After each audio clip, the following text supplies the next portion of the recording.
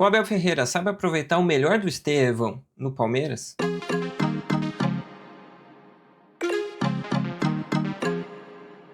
Olá pessoas, tudo bem com vocês? Estou aqui mais um vídeo no canal. Hoje o vídeo vai ser sobre análise do Palmeiras, Palmeiras do Abel Ferreira, Palmeiras do Estevão, principalmente em relação a esse último jogo que foi contra o Corinthians, mas tem um pouco do jogo do Guarani, da temporada passada também.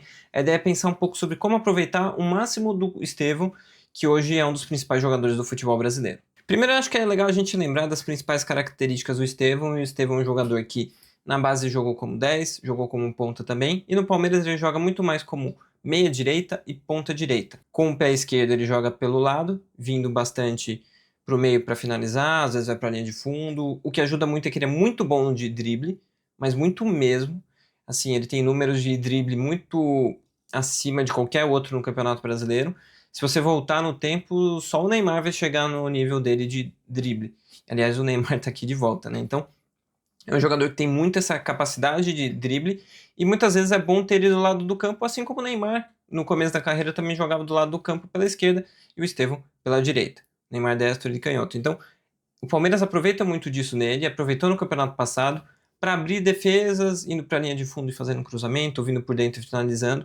E o Estevão faz muito isso. Então, se a gente olhar no campinho, o Palmeiras em muitos momentos da temporada passada e dessa ainda, eu vou falar já daqui a pouco da mudança, o Estevão joga por aqui, abrindo aqui, fazendo uma linha de 5 aqui com os jogadores de ataque do Palmeiras, né? Fica um 3-2 aqui, com o Estevão aqui, né? E na hora de defender, o time volta aqui, faz duas linhas de 4, com o Estevão de um dos lados dela, né? O Estevão acaba cobrindo esse lado aqui. No caso do jogo de ontem, foi um pouco diferente. O Palmeiras foi enfrentar o Corinthians. Primeira diferença, o Palmeiras jogou com 3 zagueiros. O Naves, o Gomes e o Murilo.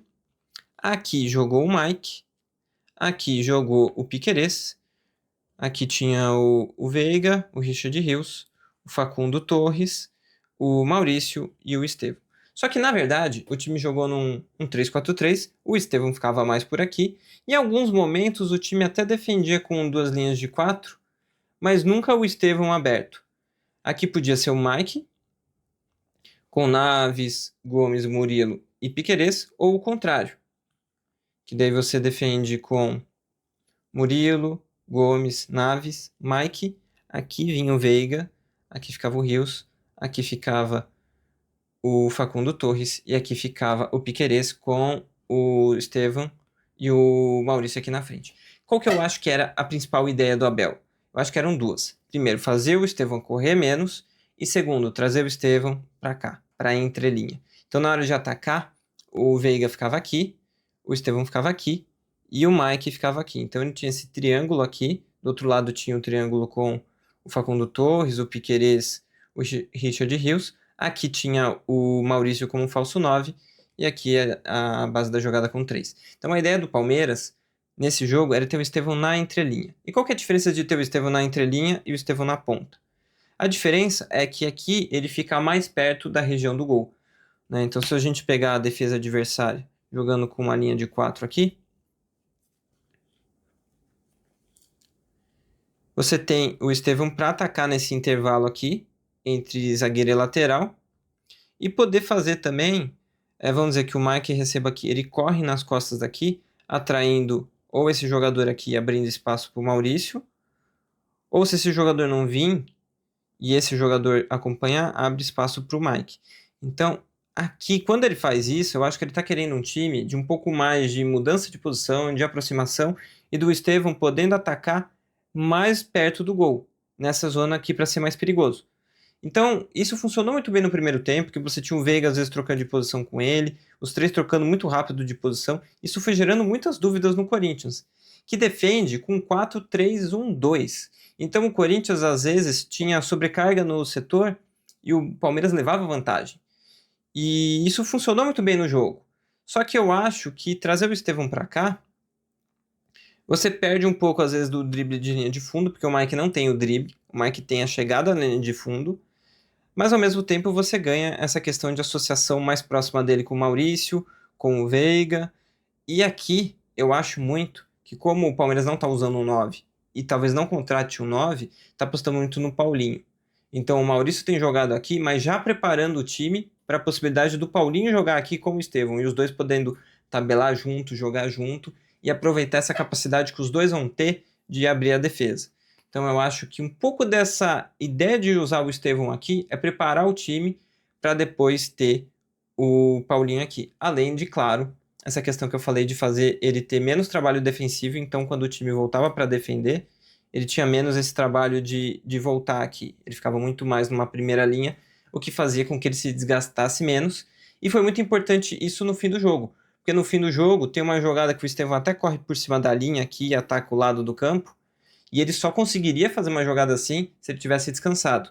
E também no lance do gol, ali já é uma outra situação de jogo, o Corinthians tem um jogador a menos, mudou o tipo de marcação, o Palmeiras já tinha outros jogadores em campo, e daí o Estevão tá aberto, ele recebe a bola aberto e vai para cima da marcação, chega um, dois, chega o terceiro marcador, ele vai driblando e o último derruba ele, dá o pênalti. Então, é o Abel tentando aproveitar o máximo do Estevão numa outra posição.